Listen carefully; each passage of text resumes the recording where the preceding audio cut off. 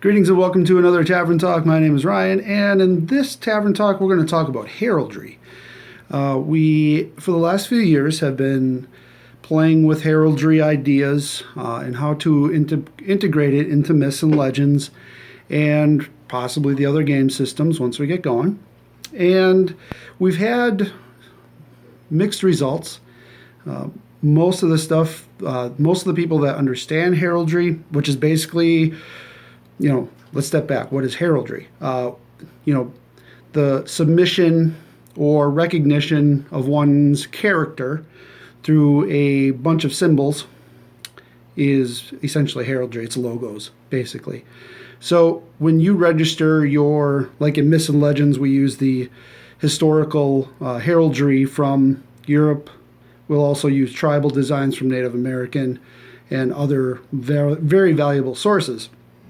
But throughout time, we know that heraldry has been a staple in how different tribes or kingdoms will recognize one another.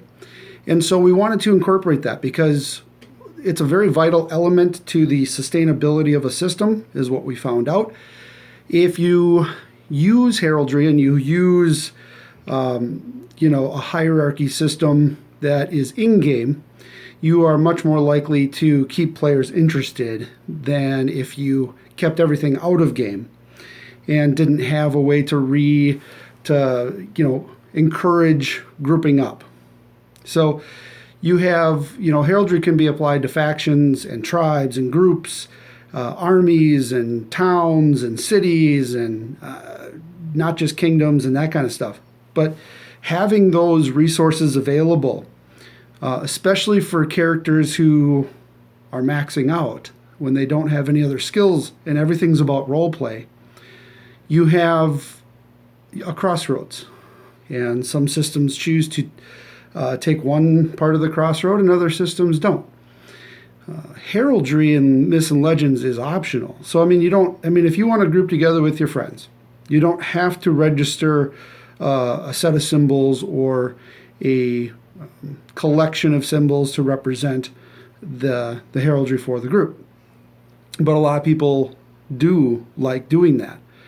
And so when you're representing like let's say your faction is part of a larger colony, and to be represented in that colony heraldry, colony is an in-game term. We could use, pick anything, a hamlet or whatever. Your faction could be represented as a part of that hamlet's heraldry or that symbol. If you look at any town, municipality, anywhere, most towns have a symbol. And that symbol, a lot of times, is recognizable as heraldry. So a lot of people seem to get bent out of shape that we're requiring heraldry. And it's not that we're requiring it. It's that it's a game function to give characters more freedom to make their mark. They will be represented, their symbol, their bloodlines will be represented in Myths and Legends, in Miriam, and in the other game systems as well, if they choose to do so. Could it be just a name? Sure. Could it be something where they don't have anything? Yeah, that's fine. But just know that some groups do want that kind of stuff. And without it, it's another way to incentivize people to come to events.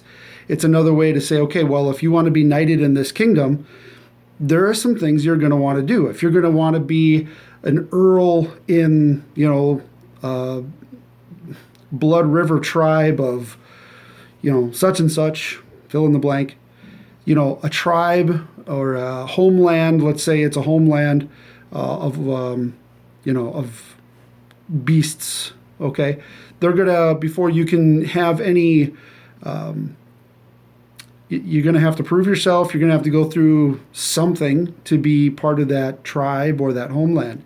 So it's not just all kings and queens and stuff. It's really about character development, and it can be used as such. So if you look at Claiming Lands chapter in LarpCraft, you'll see some of the titles that we're honoring right now. and you get prestige. Prestige is something that's on your profile that you can't get in any other way besides going to events, larger events, regionals, worlds, doing some sort of heraldry, or kingdom or homeland of some sort. These are the things when you have a ruler within a chapter or a collection of chapters. It's a fun way to build characters and build alliances, and a fun way to break alliances, and that sort of thing. So again, we're going to keep heraldry in LarpCraft because it's a very interesting way for characters to role play and to have the ability to do things past your skills and that stuff. Because characters in LarpCraft are designed to be played for years and years and years, and eventually you run out of skills. Eventually, or you respec, but whatever, you will eventually have all the skills that you can get, and it is then about role play. It's always going to be about, the end game is role play and the character's story within the game system. So try to look at it from the bigger picture. If you don't want to get involved in heraldry, that's fine. That is totally cool. But please don't diss other characters and players who are trying to build characters using heraldry, because it's fun, and it's a lot of fun. So, little tavern talk on heraldry, I guess. Doing it over the lunch hour, still in my dress for doing insurance. But wanted to bring this out as we saw a few people just not, they're being brash on the forums for some reason about heraldry. So it's optional. Even when it's part of the game, it's optional. Still optional. We don't force you to be members of LarpCraft, paid members. We don't force,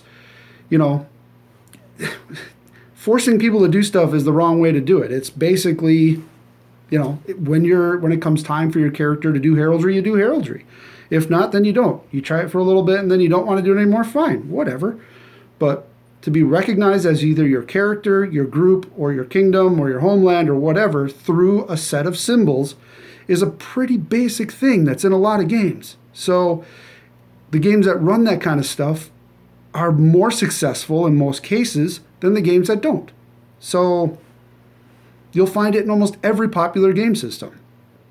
Okay, that's it. See you in the next video. If you have any comments, post them below.